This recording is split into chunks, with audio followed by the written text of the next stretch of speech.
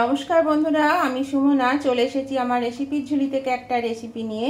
আশা করি আপনারা সকলে ভালো আছেন, সুস্থ আছেন। তো আমি আজকে আপনাদেরকে গাটি কচু রেসিপি করে দেখাবো।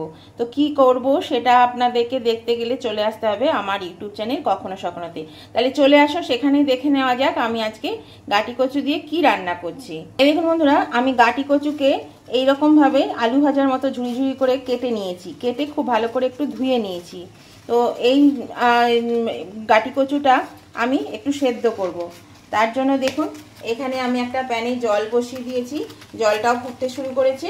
এর মধ্যে আমি 3-4 মিনিটের জন্য একটু ভাপিয়ে নেব।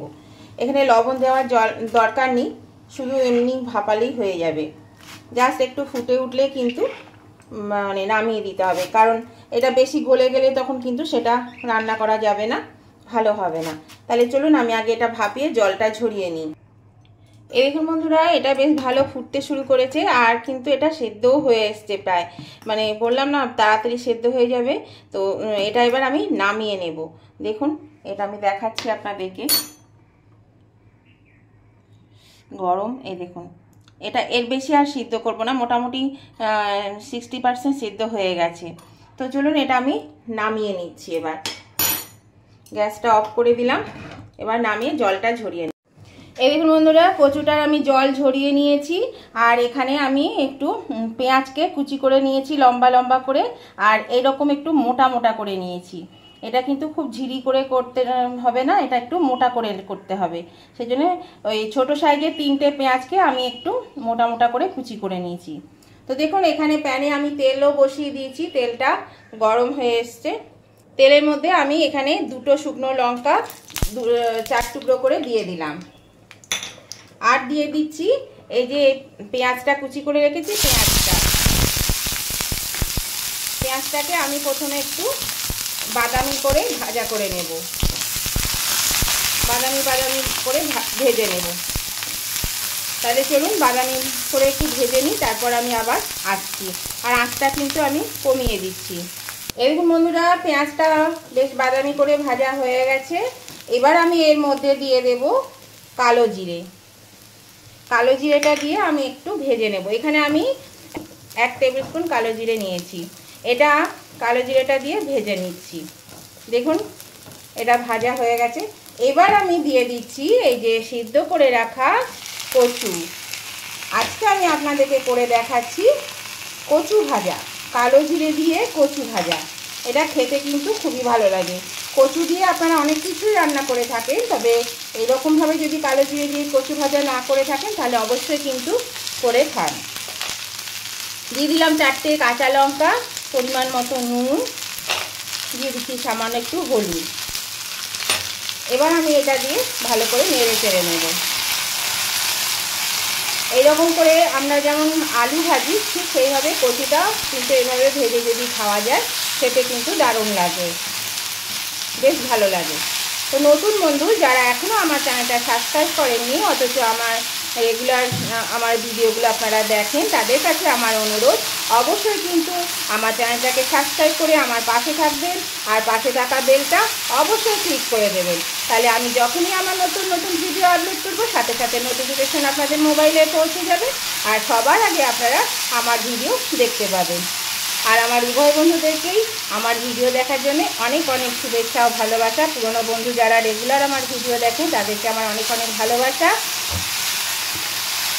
তারা যদি এখনও দেখতে দেখতে লাইক দিতে ভুলে গিয়ে থাকেন তাহলে বন্ধুরা অবশ্যই লাইক বাটনটা একটু প্রেস করে দেবেন। আপনাদের একটা লাইক আমাকে এগিয়ে নিয়ে যেতে অনেকটা সাহায্য করে।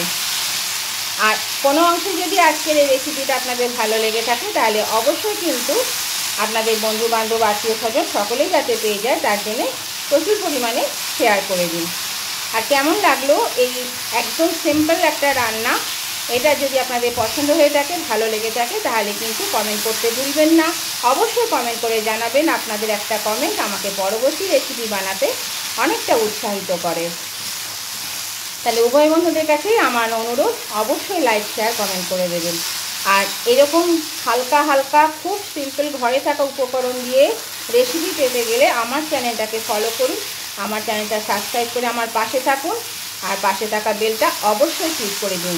এটা নতুন রাঁধুনি, নতুন গৃহিণীদের জন্য খুবই সহজ সরল খুব একটা রেসিপি। তাই চলুন, এটা আমি ভালো করে নেড়ে চেড়ে দিয়েছি।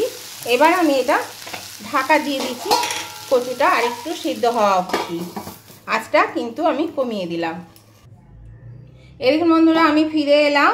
দেখুন এটা ভাজা হয়ে গেছে, কচুগুলো কিন্তু সব সেদ্ধ হয়ে গেছে, খুব সুন্দর সিদ্ধ হয়েছে। দেখাচ্ছি আপনাদেরকে, এই দেখুন, এই দেখুন সিদ্ধ হয়ে গেছে, একদম সেদ্ধ হয়ে গেছে, এই যে সব সিদ্ধ হয়ে গেছে।